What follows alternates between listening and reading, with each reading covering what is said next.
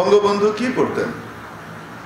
Pant shirt পরে। আমাকে একটা ছবি দেখান তো, বঙ্গবন্ধুর প্যান্ট শার্ট পরা ছবি দেখাতে পারবেন? আমি আপনাদেরকে বলছি, যারা নাকি স্বাধীনতার পক্ষের শক্তি হিসেবে নিজের পরিচয় দিয়ে থাকেন, আমি তাদেরকে জিজ্ঞেস করব, যারা বঙ্গবন্ধুকে ভালোবাসেন এরকম লোক যারা আছে তাদেরকেই বলবো, আপনারা আমাকে একটা ছবি এনে বঙ্গবন্ধুর দেখান যেখানে উনি কি পরেছেন, প্যান্ট শার্ট পরে চলেছেন। প্যান্ট শার্টও আমাদের দেশে মানুষ পরে, পরে কি পরে না, কিন্তু প্যান্ট শার্টটা এটা আমদানি করা জিনিস, এটা ইংরেজদের রেখে যাওয়া জিনিস। যেহেতু ইংরেজদের বিরুদ্ধে বঙ্গবন্ধু সংগ্রাম করেছেন, উনি দেশীয় সংস্কৃতিকে লালন করেছেন ওনার গোটা শরীরের মধ্যে, মাথা থেকে পা পর্যন্ত ওনার পোশাকটা উনি বাঙালি পোশাক ধারণ করেছিলেন, ওই সময়কার বাঙালি পোশাক।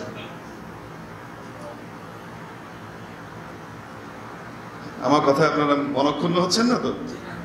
তাহলে আমাদের দেশজ একটা কালচার, দেশজ একটা সংস্কৃতি নাই না আছে?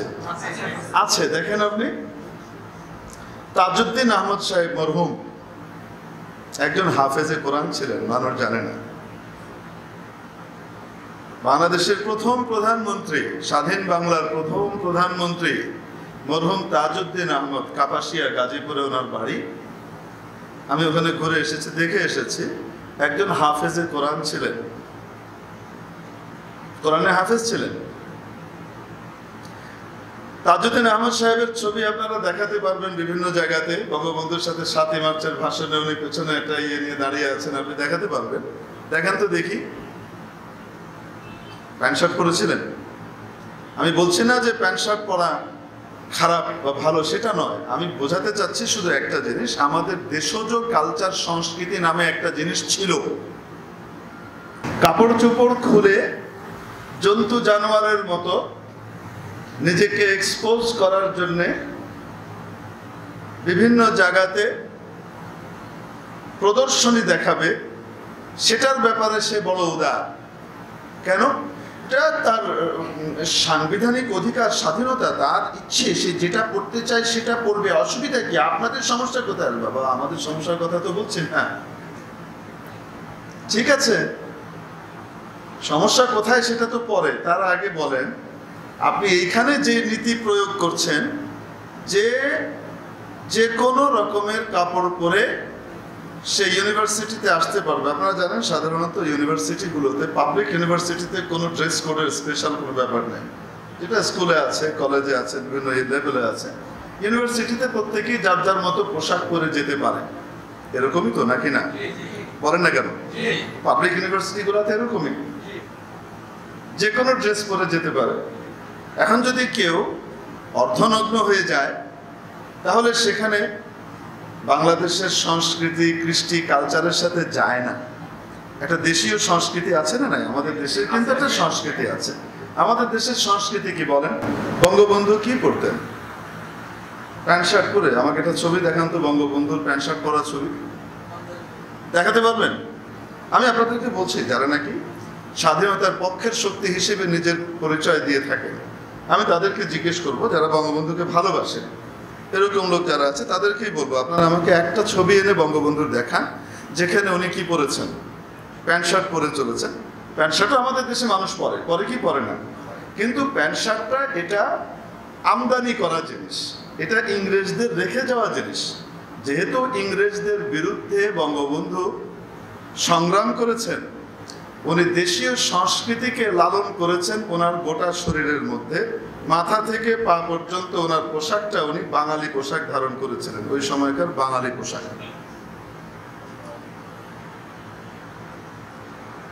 আমার কথা আপনারা মনক্ষুণ্ণ হচ্ছেন না তো?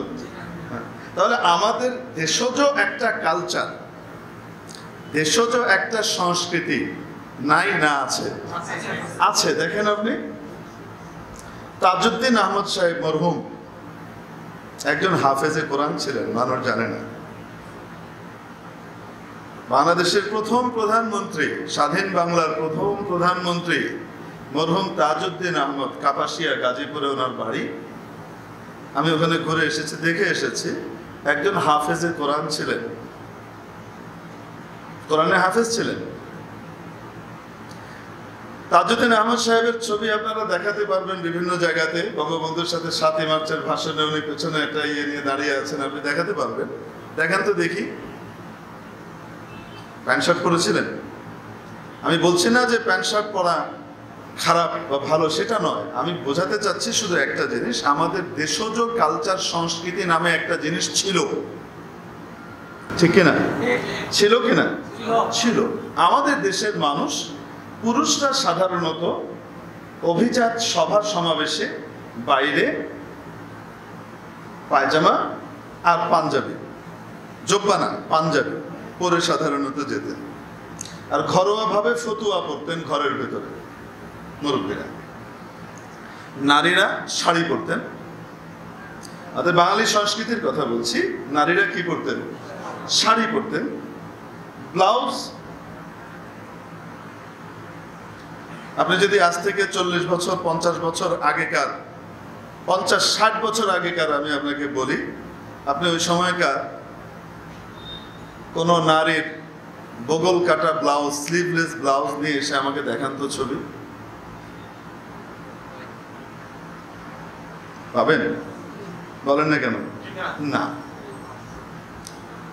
বাজু পর্যন্ত, আবার কেউ কেউ এতটুকু পর্যন্ত, কেউ কেউ একদম ফুল হাতাও পরতেন ব্লাউজ, ঠিক কিনা? আমাদের মাননীয় প্রধানমন্ত্রী এখনো আছেন, জীবিত আছেন। আমি দেখতে বলবো না, কারণ পরে আবার আপনারা বলবেন আপনি কি হুজুর নারীকে দেখার জন্য আমাদেরকে উদ্বুদ্ধ করছেন। বড় মুসিবত। দেখা ছাড়াও তো আপনাদের নজরে এমনিই পড়ে যায়। তো বলেন তো দেখি, আমাদের মাননীয় প্রধানমন্ত্রীকে কোনোদিন দেখাতে পারবেন উনি আজ পর্যন্ত এরকম বগল কাটা ব্লাউজ পরেছেন? উনি ওনার বাবার কাছ থেকে যে আদর্শটা পেয়েছেন, ওনার বাবার কাছ থেকে, ওনার মার কাছ থেকে যে পোশাকের রীতিটা পেয়েছেন, বাঙালি পোশাকের রীতি, সেটা উনি অদ্যাবধি পরে আসছেন, এখনো পড়ছেন। আপনি দেখলে অবশ্যই দেখবেন ওনার কনুইয়ের নিচে ওনার কি ব্লাউজ। ভুল বললাম? আমি শুধু আপনাকে একটা জিনিস বোঝাতে চাচ্ছি, আমরা দেশকে ভালোবাসি, বাংলাদেশকে ভালোবাসি, আমরা দেশকে ভালোবাসি আর দেশীয় কালচারকে ভালোবাসি না, দেশীয় পোশাককে ভালোবাসি না। এরকম ভড়ং মার্কা মিথ্যা ভালোবাসার দাবিদার হবার কোনো প্রয়োজন নাই। আমি বোঝাতে চাচ্ছি, বাঙালি সংস্কৃতি নামে একটা সংস্কৃতি ছিল, সেটা হিন্দু, মুসলিম, খ্রিস্টান, বৌদ্ধ নির্বিশেষে যে কেউ এই বাংলাদেশে থাকতো, বাঙালি পরিবেশে বসবাস করত, তাদের পোশাক ছিল মেয়েদের সাধারণত, এটা শত শত বছর থেকে, 1-2 দিন থেকে না, তাদের পোশাক ছিল সাধারণত কি বলেন? মেয়েদের ছিল শাড়ি, ব্লাউজ। সেই ব্লাউজ বগল কাটা নয়, এতটুকু নিশ্চিত। আর পুরুষের ছিল সাধারণভাবে পোশাক ছিল লুঙ্গি, পাঞ্জাবি। আর যখন বাহিরে যেতেন তো তখন লুঙ্গির পরিবর্তে কি হতো? পাজামা হতো। এটাই তো ড্রেস ছিল, নাকি না? কিন্তু হযরত ইংরেজরা তাশরিফ আনলেন।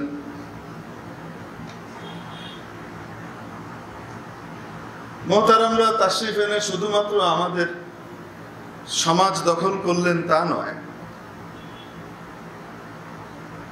তারা তাদের অফিসিয়াল পোশাক হিসেবে প্রমোশন দেওয়া না দেওয়া ইত্যাদির ক্ষেত্রে, তাদের ড্রেসের ক্ষেত্রে বিবেচনা করতে শুরু করলেন তাদের মতো পোশাক পরে কি পরে না। যদি পরে তো তাহলে তার প্রমোশন দ্রুত হয়। তো মানুষ স্বাভাবিকভাবেই ওটা আস্তে আস্তে পড়া শুরু করলেন সমাজের উপরের মানুষরা। এখন মনে করেন ওই চলতে চলতে চলতে চলতে ব্রিটিশ যখন চলে গেছে, তখন আমাদের দেশে 2 রকমের পোশাকই চলমান ছিল। এই পায়জামা পাঞ্জাবিও ছিল, আবার প্যান্ট শার্টও ছিল, কোটও ছিল, ঠিক কিনা? এটা পুরুষের পোশাকের কথা বলছি। আর মেয়েদের পোশাক শাড়ি টাড়ি ওটাই ছিল, পাশাপাশি কেউ কেউ আবার সালোয়ার কামিজও পরত। এই হলো আমাদের বাংলাদেশের বাঙালি পোশাক।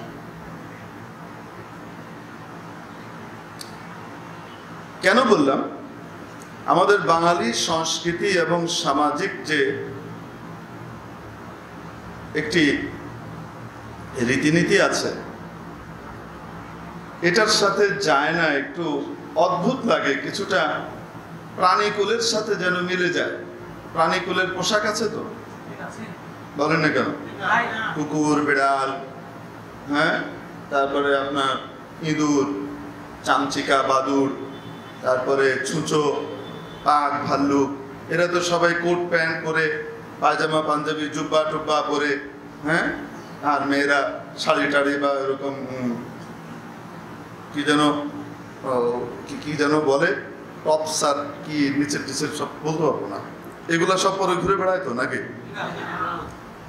আরে পোশাক তো সম্মানের, পোশাক তো মানুষকে স্পেশালি সম্মান হিসেবে আল্লাহ তাআলা নাজিল করেছেন। পোশাক মানুষকে, আল্লাহ তাআলা বলেন আমি পোশাক অবতীর্ণ করেছি। মানুষ জান্নাতে পোশাক পরতো, জানোয়ারের জন্য পোশাক নয়। জানোয়ারের কোনো কালচার, রীতিনীতি নাই, তার কোনো বন্ধন নাই। যত বেশি বন্ধন তত বেশি সম্মান, অন্য ভাষায় যত বেশি সম্মান তত বেশি সেখানে তার বন্ধন, অন্যদের থেকে সে পৃথক। বোঝাবো বাংলাদেশের নিয়ম অনুযায়ী আমি আপনি যে কোনো জায়গায় যে কোনো সময় যে কোনো মুহূর্তে যেতে পারি। এখন আপনার মন চাইলো আপনি সোহানীঘাট বাজারে চলে গেলেন, আপনার মন চাইলো আপনি কাজীর বাজার চলে গেলেন। পারবেন কি পারবেন না? আমি আপনি পারি না? পারি না? কিন্তু বাংলাদেশের প্রধানমন্ত্রী পারবেন? ওনার মন চাইলো আর উনি চলে যাবেন এখানে ওখানে, কাউকে কিছু না বলে একা একা বেরিয়ে যাবেন, পারবেন? রাষ্ট্র অনুমোদন করে না, রাষ্ট্রীয় প্রোটোকল অনুমোদন করে না। না, আপনি যে মর্যাদা, আপনার সাথে গোটা দেশের স্বার্থ জড়িত, আপনার নিরাপত্তা নিশ্চিত করা এটা সকলের জন্য গুরুত্বপূর্ণ। রাষ্ট্রের স্বার্থে আপনার নিরাপত্তা বিধান জরুরি। অতএব আপনি কোথায় যাবেন, যেতে মন চাইলে আপনাকে আগেই বলতে হবে, সেই অনুযায়ী আগে ওখানে নিরাপত্তা নিশ্চিত করা হবে। 4 স্তর, 3 স্তর, 5 স্তরের নিরাপত্তা, সব রিপোর্ট নিয়ে ক্লিয়ারেন্স, ওখানে কোনো রকমের ঝয় ঝামেলা হতে পারবে না। এই সব কিছু দেখে আপনার নিরাপত্তা নিশ্চিত করে তারপরে যাবার অনুমতি আপনার আছে। কিন্তু উনিই কিন্তু নিয়ন্ত্রণ করছেন, কিন্তু উনি নিয়ন্ত্রণ করছেন, নিজেই কিন্তু আবার নিয়ন্ত্রিত হচ্ছেন, ঠিক কিনা? নাকি উনি বলবেন আমি পরাধীন? যে কোনো দাওয়াতে, যে কোনো জায়গাতে আমি আপনি যেতে পারি। আমাকে আপনাকে দাওয়াত দিলে আমি চলে যেতে পারি, পারি না? পারি। যে কোনো দাওয়াতে যেতে পারি আমরা। আপনি আমাকে দাওয়াত দিলেন, আমি আপনাকে দাওয়াত দিলাম, আপনি আসতে পারবেন, আমিও যেতে পারবো। কমিউনিটি সেন্টারে দাওয়াত দিয়েছেন, গেলাম। বাসায় দাওয়াত দিয়েছেন, গেলাম। এবং গিয়ে ওখানে যে কোনো চেয়ারে সকলের সাথে একসাথে মিলেমিশে বসে চেয়ারে বসতে পারি খাওয়ার জন্য, বা নিচে দস্তখান পেতে বসার জন্য ব্যবস্থা থাকলে সেখানে বসলাম, বসতে পারি। আপনিও পারেন, ঠিক কিনা? কিন্তু বাংলাদেশের কোনো জাস্টিস, সুপ্রিম কোর্টের কোনো মহান বিচারপতি যে কোনো দাওয়াতে যেতে পারেন না। কোনো দাওয়াতে গেলেও সেই দাওয়াতে গিয়ে সকলের সাথে, সর্বসাধারণের সাথে বসতে পারেন না। ওনার জন্য আলাদা কোর্ট দেওয়া আছে। ওনাকে নিরাপদ দূরত্ব বজায় রাখতে হবে, জাতির স্বার্থে, রাষ্ট্রের স্বার্থে, বিচার ব্যবস্থাকে সমুন্নত রাখার স্বার্থে। মর্যাদা যত বেশি, বন্ধন কম। বলেন, বন্ধন কম না বেশি? বেশি। জন্তু জানোয়ারের বিয়ে শাদীর ক্ষেত্রে কোনো বন্ধন আছে বলুন? না। যখন যার সাথে যেভাবে হোক তারা করে ফেলছে, সবকিছু হয়ে যাচ্ছে, তাদের কোনো বন্ধন নাই, বন্ধনহীন জীবন। কারণ জানোয়ার। আর আশরাফুল মাখলুকাত মানুষ, তাদের বন্ধন আছে না নাই? আছে। বন্ধন বহির্ভূত সম্পর্ক ওয়ালা ব্যক্তিকে তারা কখনো নেতা বানায় না। বন্ধন বহির্ভূত সম্পর্কে যে জড়ায় তাকে তারা ধরে ইমপিচ করে দেয়। মিস্টার ক্লিনটনকে ইমপিচ করে দিল, আমেরিকার প্রেসিডেন্টকে। আপনাদের মনে আছে না নাই? কেন? ওরা তো মুসলমান না বাবা।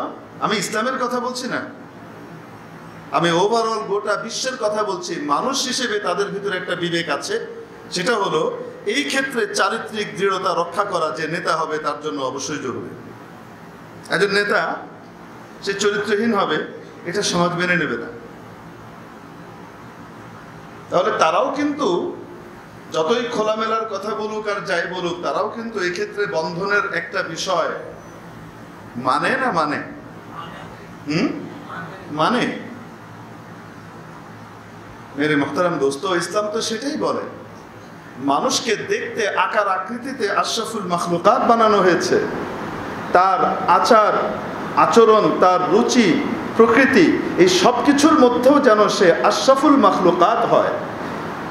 সেই আশরাফুল মাখলুকাত হবার জন্যে সার্বিকভাবে সর্বদিক থেকে, বাইরে ভেতরে, আকার আকৃতি, রুচি প্রকৃতি, সর্বদিক থেকে যেন সে আশরাফুল মাখলুকাত হতে পারে, সেটার জন্য যে কোড অফ লাইফ দেওয়া আছে, যে নীতিমালার জীবন বিধান দেয়া আছে, এবং সে জীবন বিধান কোনো স্বল্প জ্ঞানী সৃষ্টি কর্তৃক রচিত নয়, গবেষণালব্ধ বিষয় নয়।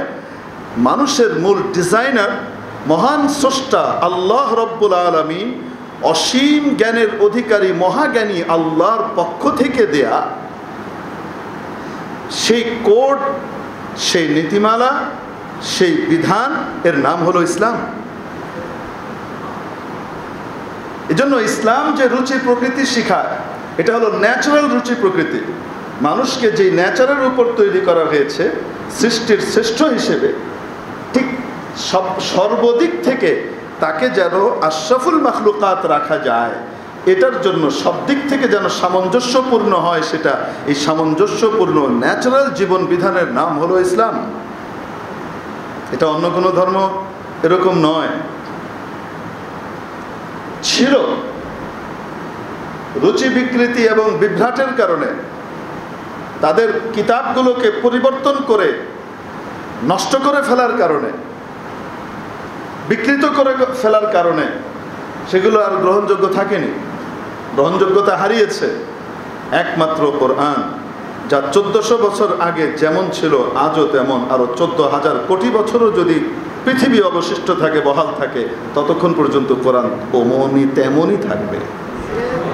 এই চ্যালেঞ্জ দিয়েছেন আল্লাহ, ইন্না নাহনু নাযালনা যিকরা ওয়া ইন্না লাহু লাহাফিযুন।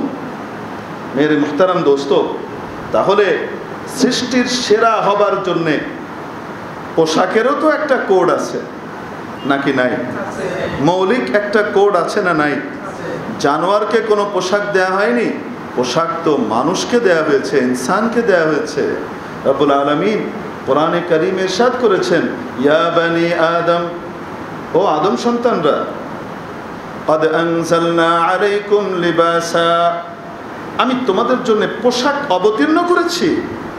আপনি কল্পনা করতে পারেন কি শব্দটা বলছে? যেমন কোরআন উপর থেকে অবতীর্ণ করেছেন, মানুষের জন্য সর্বপ্রথম উপর থেকে পোশাক অবতীর্ণ করা হয়েছে।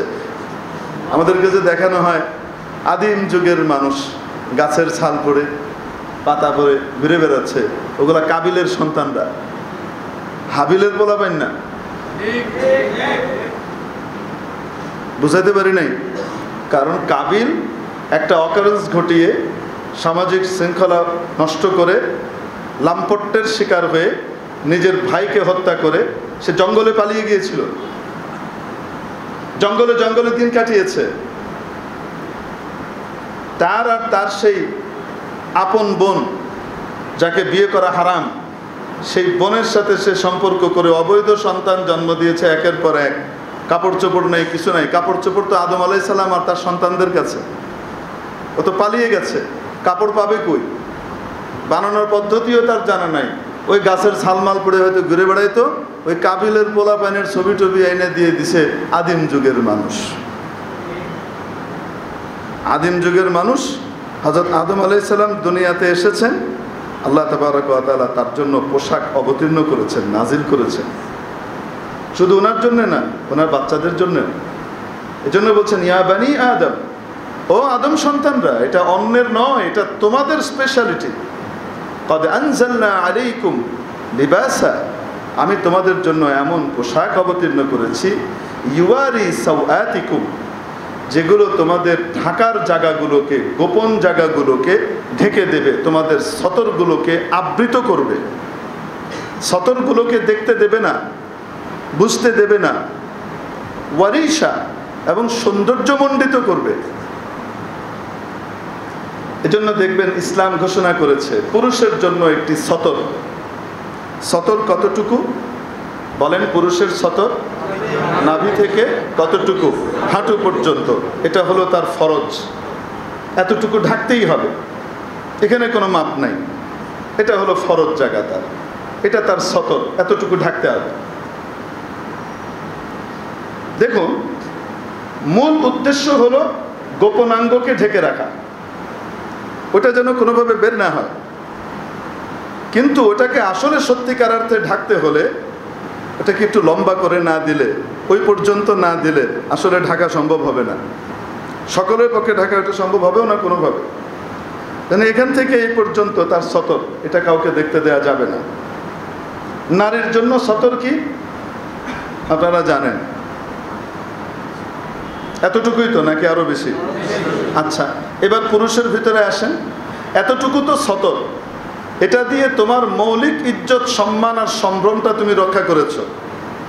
কিন্তু এটা পরে তুমি একটা শর্ট প্যান্ট পরে, মাশাল্লাহ 3 কোয়ার্টার পরে একজন মানুষ যদি সচিবালয়ে চলে যায়, আমার ইচ্ছা, আমি একজন সচিব হিসেবে আমার ইচ্ছা, আমি যেমন পোশাক তেমন করব, ওরকম গিয়ে যদি সচিবালয়ে বসে, সাচিবিক দপ্তরে, সচিব সাহেবের চাকরি থাকবে?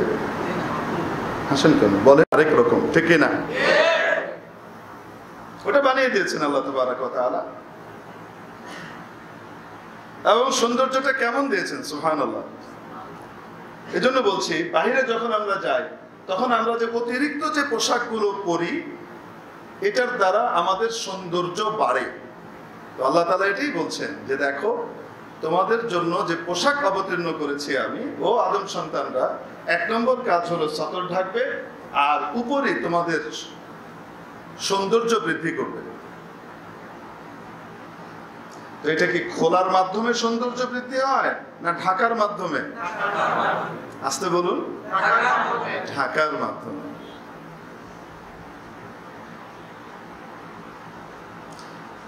টাইট ফিট একটা প্যান্ট পরে অল্প বয়সী, উঠতি বয়সী তরুণ বাচ্চারা যেমন মনে করেন একদম সাঁটানো প্যান্ট পরে থেকে গায়ের সাথে লাগিয়ে মিশানো, এরকম একটা প্যান্ট পরে, আর উপরে একটা চিপা এমন গেঞ্জি যেটা দিয়ে তার 6 বা 8 প্যাক যা আছে এটা বোঝা যায় বাইরে থেকে, এইভাবে সাঁটানো একটা গেঞ্জি পরে তারপরে মোটরসাইকেল চালাচ্ছে, এরকম বাচ্চা আছে না নাই? বলেন না কেন? এক কালে হয়তো সচিব সাহেব এমন পোশাক পরেছেন, কিন্তু সচিব সাহেব এরকম পোশাক পরে যদি প্রধানমন্ত্রীর দপ্তরে কোনো মিটিংয়ে অংশগ্রহণ করবার জন্য যান, চাকরি থাকবে? বলেন না কেন? হ্যাঁ? আর আমাদের বর্তমান প্রধানমন্ত্রী বলবে, পাগল কোত্থেকে আসছে, এটাকে কে সচিব বানাইছে? এটা সচিব বানানোর জন্য সুপারিশ কে কে করছে, বের করো। ভুল বললাম? হ্যাঁ। তো তা কেন? কারণ বাবারে, আপনার ৮-৬০ দেখানোর জন্য আপনার ঘরে তো লোক আছে, আপনি তাকে না দেখাবেন। আপনি বাইরে যখন এসছেন তখন তো আপনি সুন্দরভাবে এমনভাবে করবেন যে শরীরের অঙ্গ প্রত্যঙ্গগুলো সেভাবে যেন নজরে না পড়ে, শালীনতার ভিতরে থাকে, ঠিক কিনা? মেরে মুহতারাম দোস্ত, আজিজ ও বুজুর্গ, বলছিলাম যে কোনো জায়গাতে আপনি যাবেন, তো সেই জায়গাতে গেলে পোশাক না থাকার দ্বারা মানুষের সম্মান বাড়ে, বা স্বল্প বসনের দ্বারা মানুষের সম্মান বাড়ে, নাকি আসলে মানুষের ঢাকাঢুকির মাধ্যমে তার সম্মানটা অধিক বৃদ্ধি পায়? এটা কে জানেন?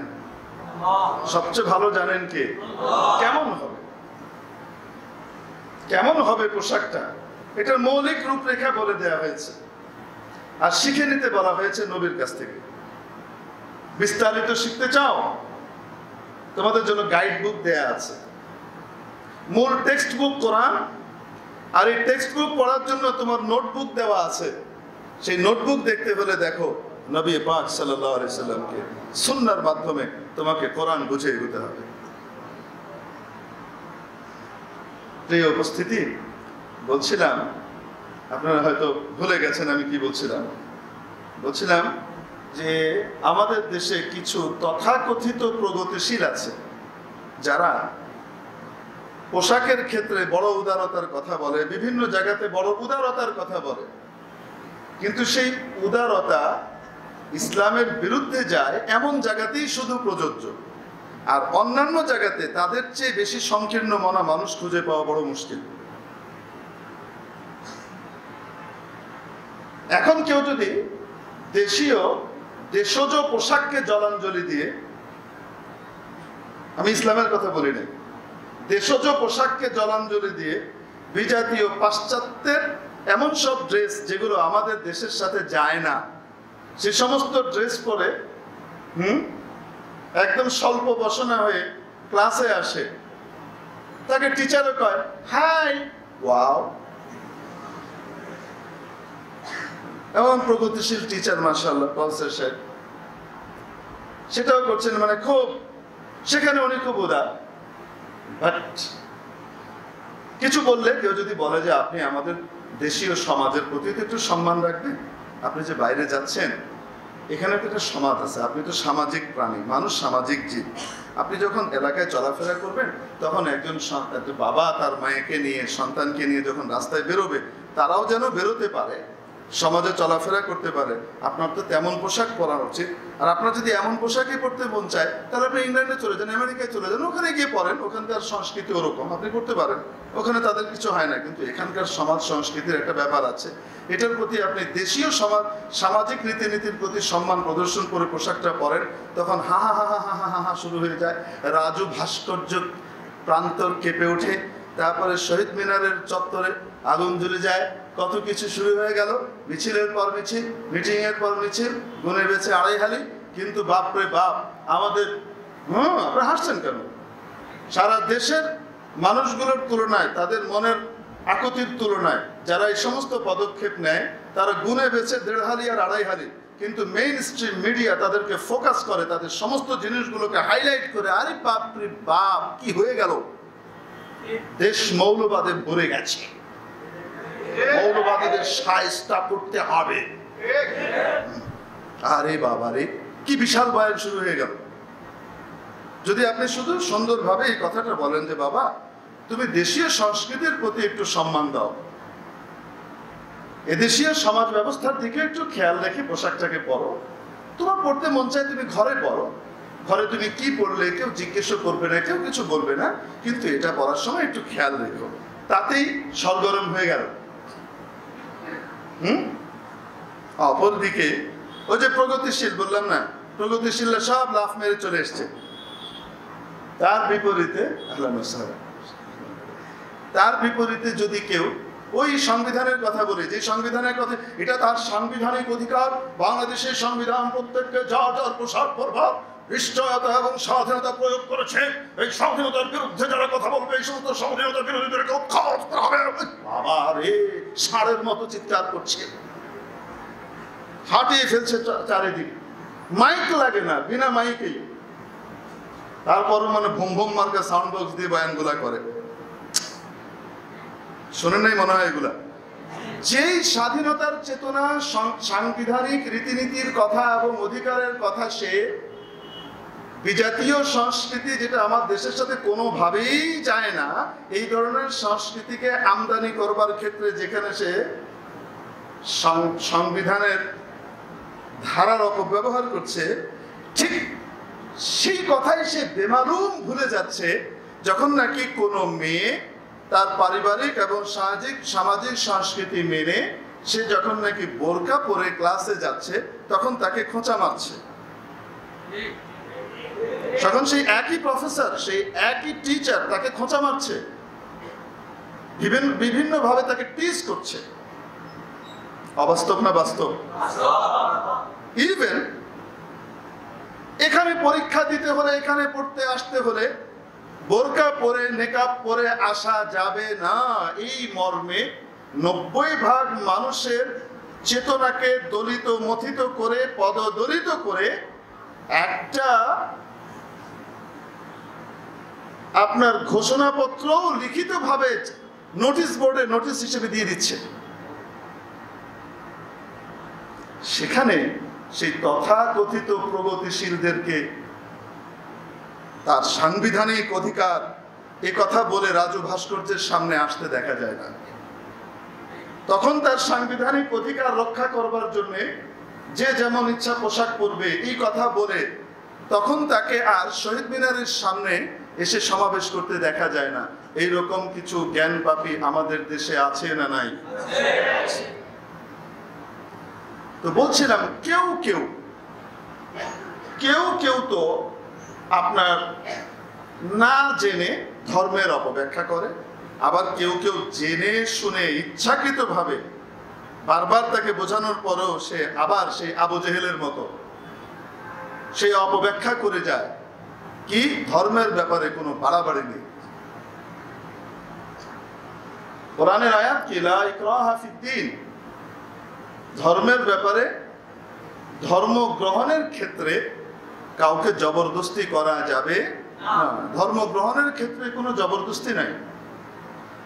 আমাদের দেশে 1000 বছর থেকে হিন্দু আছে। আমাদের দেশে মানে আমি এই ভূমির কথা বলছি, দেশীয় তখন সীমানা হয়নি। 1000 বছর থেকে হিন্দু ভাইরা বোনরা আছেন, 1000 বছর থেকে দেশে মুসলমানরা আছেন, কিন্তু কখনো মুসলমান হিন্দুর উপরে, হিন্দু মুসলমানের উপরে ধর্মীয় কারণে আক্রমণ করে মেরে ফেলেছে, আমাদের দেশে চড়াও হয়েছে ধর্মীয় কারণে? আলহামদুলিল্লাহ, এরকম নাই। আমাদের দেশ সাম্প্রদায়িক সম্প্রীতির দেশ, অনন্য নজির গোটা পৃথিবীতে স্থাপন করেছে। বিপুল পরিমাণ সংখ্যাগরিষ্ঠ ব্যক্তি থাকা সত্ত্বেও তারা সংখ্যালঘুদের উপরে ধর্মীয় কারণে নির্যাতন করেনি। সংখ্যালঘুর জমি দখল করার খায়েশ নিয়ে রাষ্ট্র ক্ষমতায় যারা থাকে তারা বিভিন্ন সময় আকাম করেছে, যেমন রামতেও ঘটেছে। আপনাদের এগুলো জানা আছে, ঠিক কি ঠিক না? এই সমস্ত জায়গায় একদম হারিকেন দিয়ে, মাইক্রোস্কোপ দিয়ে, ইভেন আপনার টেলিস্কোপ, মাইক্রোস্কোপ সবগুলো দিয়ে, দূর কাছের কোনোটা দিয়ে খুঁজেও কোনো ধার্মিক মানুষকে খুঁজে পাওয়া যায় নাই। কাকে কাকে যেন পাওয়া গেছে, আমি আর নাম নাই বলি। কি বলেন আপনারা, ঠিক কি ঠিক না? তাহলে ইসলাম কি শিক্ষা দিল আমাদেরকে? হিন্দু ধর্মের অধিকার যে ব্যক্তি আছে তিনি তার ধর্ম পালন করবেন, তাকে জবরদস্তি মুসলমান বানানো যাবে না। খ্রিস্ট ধর্ম পালনকারী সে নিয়মিতভাবে ঠিকঠাকভাবে তার ধর্মীয় অধিকার ভোগ করবে, সে তার গির্জায় যাবে, তাকে বাধা দেওয়া যাবে না। রাসূল পাক সাল্লাল্লাহু আলাইহি ওয়াসাল্লাম জিহাদের জন্য পাঠাচ্ছেন সারিয়া, আমির সারিয়াকে নির্দেশনা দিয়ে দিচ্ছেন কোনো গির্জা ভাঙবে না। যে ব্যক্তি গির্জার মধ্যে বসে উপাসনা করছে তার গায়ে কোনো আঘাত করবে না। অতিশয় অশীতিপর বৃদ্ধ তার গায়ে আঘাত করবে না। কোনো নারী এবং কোনো শিশুর গায়ে কখনো হাত তুলবে না। এগুলোকে ইসলামের শিক্ষা নয়? বলেন না কেন?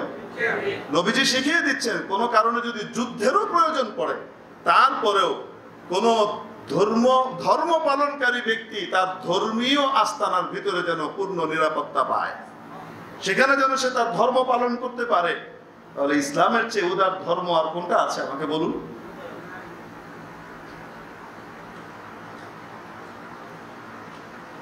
আছে না? আছে আর কোন ধর্ম? আমরা তো দেখছি ইসলাম শিখাচ্ছে। হ্যাঁ, তবে যদি কেউ মুসলমান হয়, যদি কেউ ইসলাম ধর্ম গ্রহণ করে, যদি কেউ মুসলমান হিসেবে নিজেকে পরিচয় দেয়, তাহলে অবশ্যই ইসলামের রীতিনীতির প্রতি তাকে শ্রদ্ধা প্রদর্শন করতে হবে, ইসলামের বিধিবিধান তাকে মানতে হবে। যেমন উদাহরণ দিয়েছিলাম না আপনাদেরকে, সারা পৃথিবীর মানুষকে বাংলাদেশের নাগরিক হবার জন্য বা সংবিধান মানবার জন্য বাধ্য করা যাবে না। কেউ যদি বলে সে পাগল, কিন্তু যদি কেউ বাংলাদেশের নাগরিকত্ব গ্রহণ করে অবশ্যই তাকে বাংলাদেশের রীতিনীতি এবং বাংলাদেশের সংবিধানের প্রতি সম্মান দেখাতে হবে, ঠিক কিনা? তো লা ইকরাহা ফিদ্দীন, দ্বীনের ব্যাপারে কোনো বাড়াবাড়ি নেই। এই যে অনুবাদটা আমরা করি, এই অনুবাদটা এরকম নয়। ধর্মের ব্যাপারে কোনো বাড়াবাড়ি নেই, অনুবাদটা এরকম নয়। আমরা জানিয়ে দিচ্ছি আপনাদেরকে আলেম হিসেবে, যারা জানেন না তাদেরকে জানিয়ে দিচ্ছি। তারপরেও দেখবেন অনেকে জেনে শুনে আবার সেই একই কথা বলবে, কোরআনের অপব্যাখ্যা করবে। তাহলে তুমি যে কোরআনের ব্যাখ্যা করছো, তোমার সেই কোরআনের ব্যাখ্যার সাথে তো নবীজির কথা যায় না। তাহলে কোরআনের ব্যাখ্যা কি তুমি বেশি ভালো বুঝো না নবীজি ভালো বুঝেন? বলেন কিভাবে? সে যে অনুবাদ করলো, ধর্মের ব্যাপারে কোনো বাড়াবাড়ি নাই, মানে ইসলাম পালনের ক্ষেত্রে কোনো, কেউ নামাজ পড়লে পড়বে, না পড়লে নাই, কেউ এটা করলে করবে, না করলে না, এটা নিয়ে কিছু বলা যাবে না। এই যে ব্যাখ্যা, এই ব্যাখ্যাটা কতটুকু সঠিক আমি আপনার কাছে নবীজি সাল্লাল্লাহু আলাইহি ওয়াসাল্লামের হাদিস শরীফ এনে দিচ্ছি, সহিহ সনদের হাদিস। মুরু সিবিয়ানাকুম বিসসালাতি ইযা বালাগু সাবআ। সন্তানের বয়স যখন, তোমার বাবুদের বয়স যখন 7 বছরে উপনীত হয়, তখন তাদেরকে নামাজের আদেশ করো। কি করো? আচ্ছা বলেন তো দেখি, নামাজের আদেশ 7 বছর বয়সে করব, নামাজ না শিখে? কি বলেন? তাহলে বাচ্চা যেন সুন্দরভাবে নামাজ আদায় করতে পারে, এই পূর্ণাঙ্গ নামাজ তাকে শিখিয়ে ফেলতে হবে 7 বছরের পরে, না আগে? ইসলাম কি বলল? আগে। 1 নম্বর, ওয়াদরিবুহুম ইযা বালাগু 10। 7 বছর বয়স থেকেই তাকে নামাজের প্রতি উদ্বুদ্ধ করো, আদেশ করো, নামাজ পড়াও। তারপরেও তো পড়তে সবসময় পারবে তা না, বাচ্চা মানুষ খেলাধুলায় চলে যাবে, দৌড় ওই যে টিকিট নিয়ে সব দাঁড়ায় রয়েছে এখানে, আব্বা যাই, চলে যাবে বাচ্চা মানুষ। 3 বছর পিরিয়ড দেওয়া হলো সময়, এই মেয়াদের ভিতরে যেন সে নামাজে অভ্যস্ত হয়ে যায় পাকা। 10 বছর বয়সে নবীজি বলেন ওয়াদরিবুহুম ইযা বালাগু 10। 10 বছর বয়স পৌঁছার পরে যদি এখনো নামাজ না পড়ে, তাহলে পিট্টি লাগাও, ডান্ডা লাগাও। আপনি কল্পনা করতে পারছেন? তাহলে বলেন ধর্মের ব্যাপারে কোনো বাড়াবাড়ি নাই, বলেন না কেন? হ্যাঁ, যেই অর্থে তারা বাড়াবাড়ি বলে, ধর্ম পালনের ব্যাপারে কাউকে বাধ্য করা যাবে না, নবীজি এটাই তো বললেন। সন্তান 10 বছর বয়সে পৌঁছেছে কিন্তু নামাজ পড়ছে না, নবীজি বলছেন পিট্টি লাগাও। তার মানে কি নবীজি বলছেন বাধ্য করা যাবে না? হ্যাঁ, তাহলে কোরআনের আয়াতের সাথে নবীজির কথা, নবীজির বাণী, নবীজির কাজ সাংঘর্ষিক হতে পারে? নবীজি তো কোরআনেরই ব্যাখ্যা পেশ করেন। তার মানে ওরা যে ব্যাখ্যাটা দিল যে কেউ ধর্ম পালন করলে করলো, না করলে নাই, সে নাচানাচি করবে, গান বাদ্য করবে, সে এটা করবে, সেটা করবে, সে ধর্ম মানবে না, মুসলমান হিসেবে পরিচয় দিচ্ছে কিন্তু সে ধর্ম মানবে না, আমল টামল করবে না, এটার প্রতি কোনো শ্রদ্ধা দেখাবে না, তাই তাকে কোনো কিছু বলা যাবে না। কেন? লা ইকরাহা ফিদ্দীন, ধর্মের ব্যাপারে কোনো বাড়াবাড়ি নেই, কোরআন বলেছে, আল কোরআন। বাড়ি কোরআন এমন বুঝা বুঝছে যে নবীও এমন বুঝা বুঝে নেই। তো কি ব্যাখ্যা? ব্যাখ্যা হলো কোনো যে অমুসলিম তাকে মুসলমান বানাবার জন্য কোনো চাপ প্রয়োগ করা যাবে না।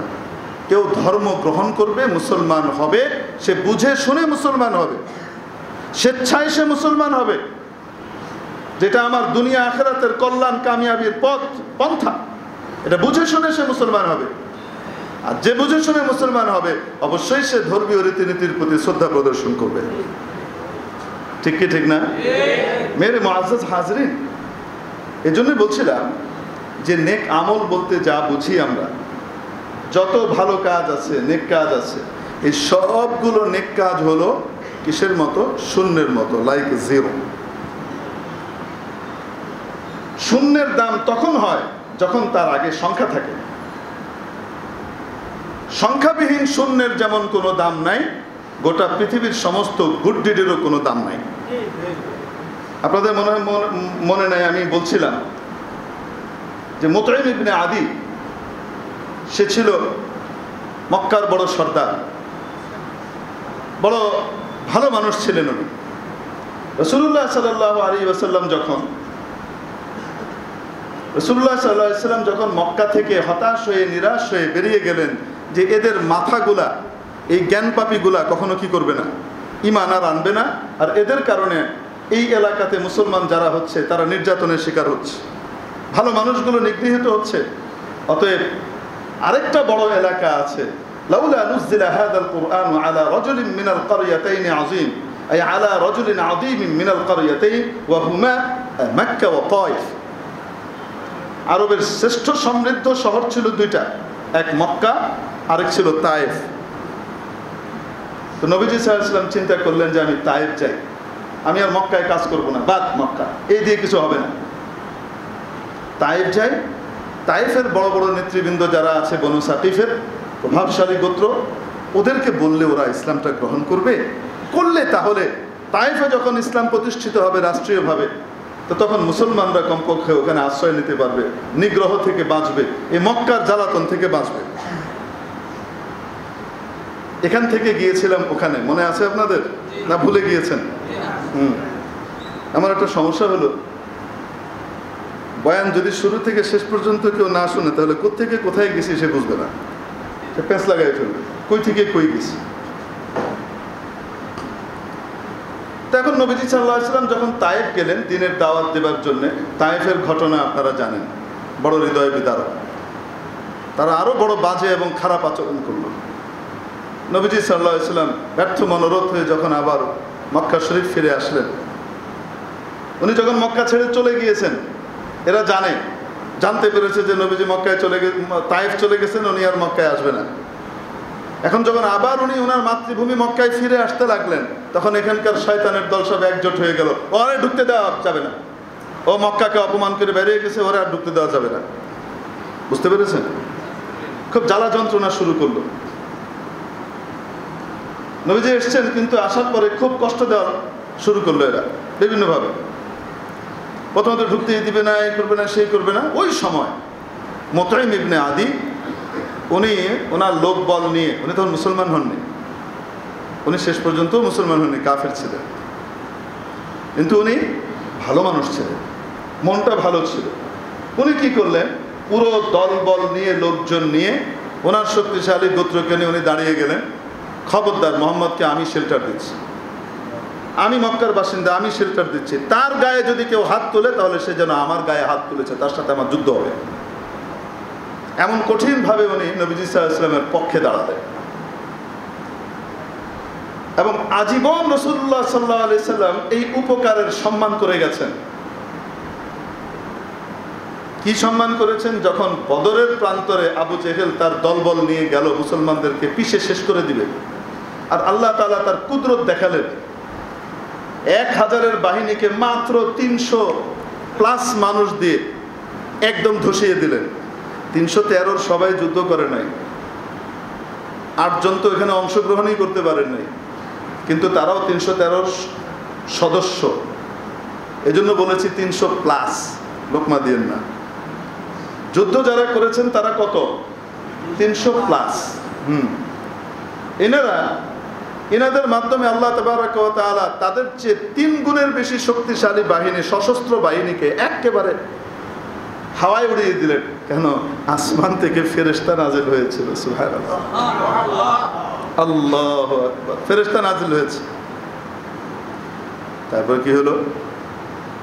ওদের 70 জন নাড়া শয়তান কাটা পড়লো, 70 জন গ্রেপ্তার হলো, বাকিরা ঊর্ধ্বশ্বাসে জান নিয়ে পালালো। যারা গ্রেপ্তার হয়েছে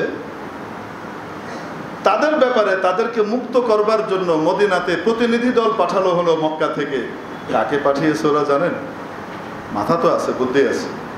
এবং রাসূল সাল্লাল্লাহু আলাইহি ওয়াসাল্লামকে তারা কত বেশি রিড করেছে, কত বেশি অবজার্ভ করেছে, রাসূলকে কত চিনা চিনত, ওনার সাইকোলজি, ওনার চিন্তা চেতনা, ওনার মানসিক অবস্থা কত বেশি তারা পড়েছে।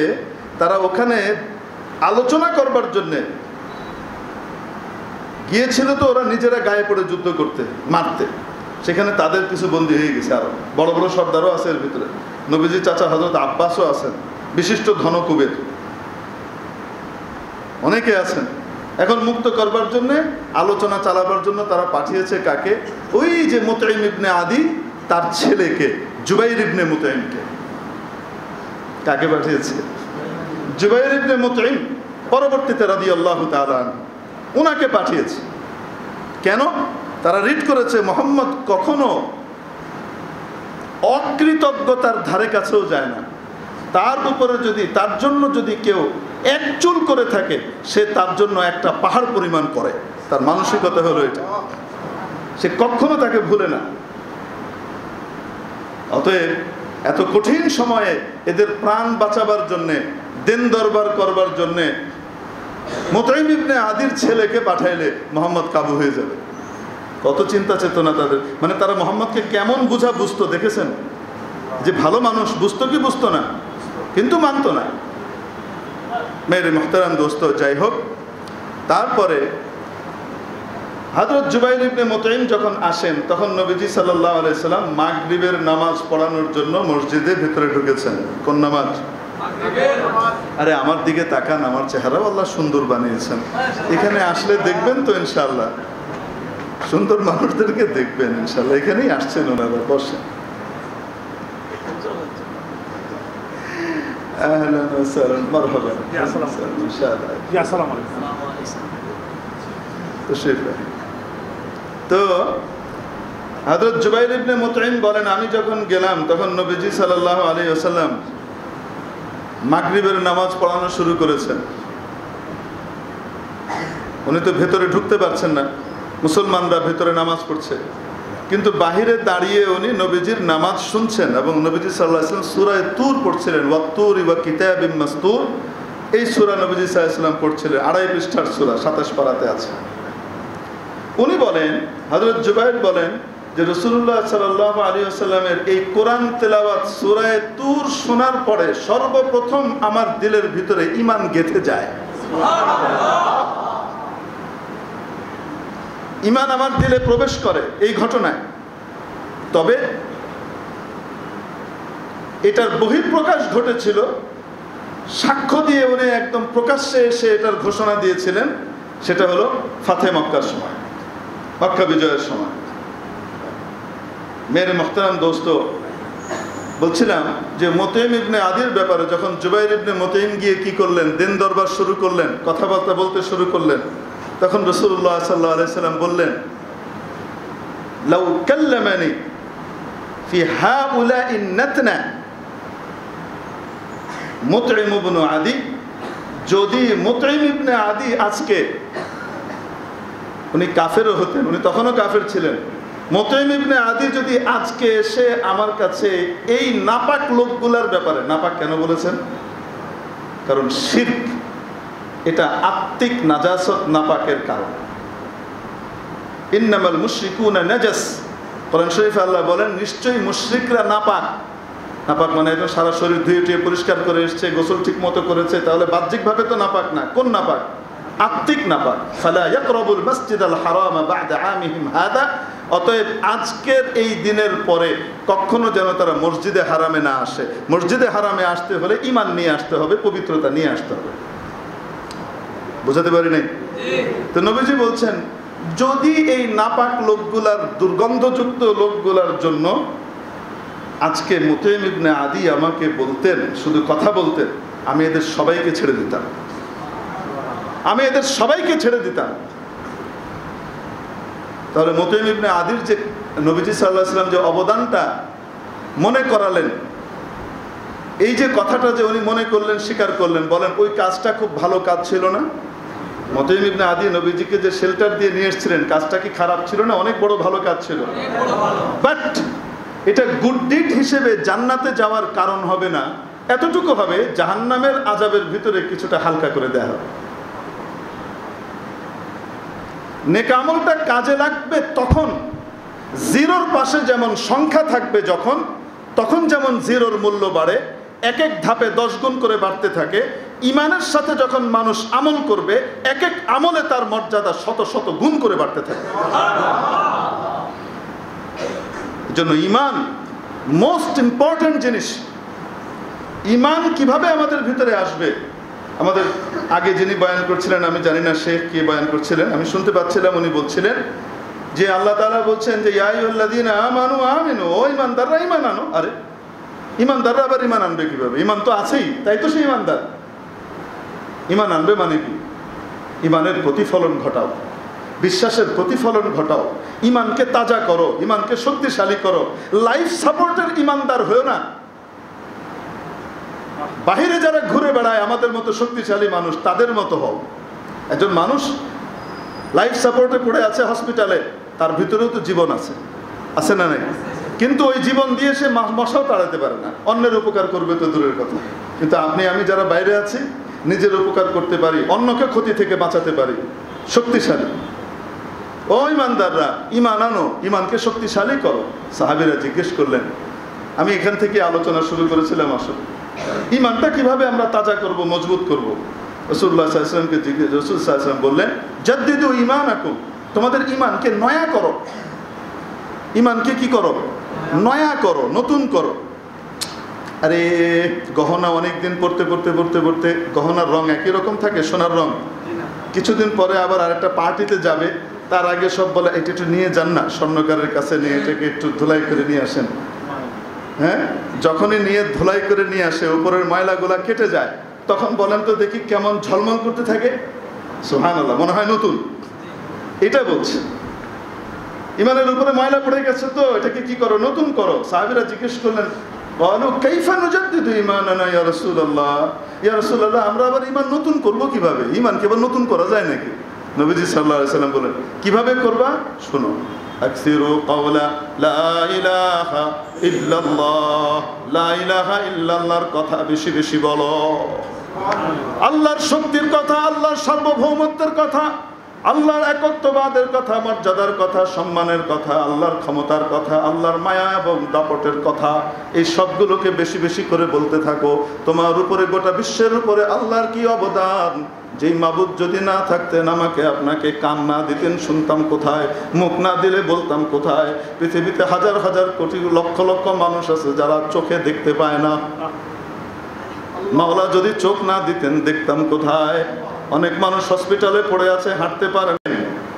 যে বিপদ তোমার ঘাড়ে উনি লিখেননি, সেই বিপদটা যেন তোমার কাছে না আসে কোনোভাবে, ওই বিপদ থেকে সেভ করবার জন্য আল্লাহ তাআলা 10 জন ফেরেশতা তাকে সেভ করবার জন্য দিয়ে রেখেছেন। কত মায়া! আর যে মানে তার জন্য আল্লাহু আকবার। তুমি তো টিকতেই পারতা না এক মুহূর্ত, যদি প্রতি মুহূর্তে মাওলার তরফ থেকে তোমার জন্য রহমত নাজিল না হতো, দয়া নাজিল না হতো।